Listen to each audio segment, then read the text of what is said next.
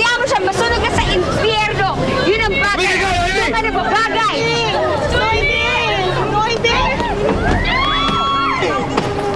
Hayop ka!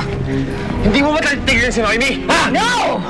Hanggang nabubuhay ako, gagawin ko ng impyerno ang buhay niya! Forever! Baliw ka! No!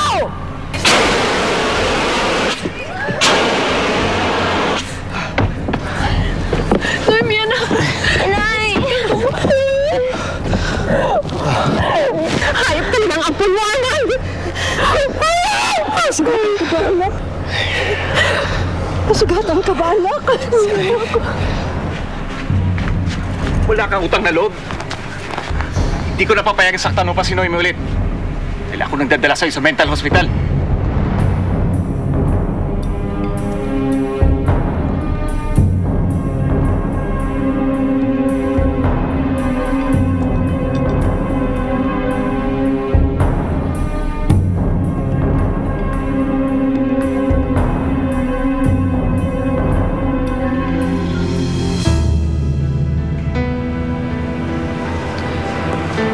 Pero Uli, hindi ka ba talaga magpapatingin sa ospital?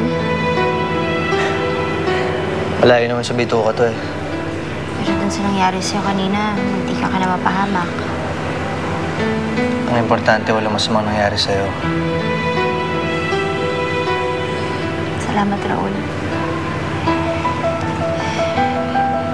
2 beses mo na rin naligtas ang buhay ko. Akala ko noon, ginagawa mo lang ito para sa anak natin. Pero ngayon,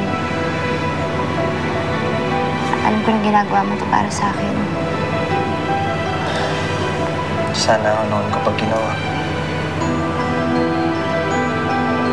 Nung nakulong ka. Hindi sana hindi na tayo mantong sa ganito. Pero nandito na tayo, Raul. Sana tanggapin mo na lang na may kanya-kanya na tayong buhay. Sinubukan kong tanggapin, Noemi. Pero hindi ko kaya. Nahihirapan ako.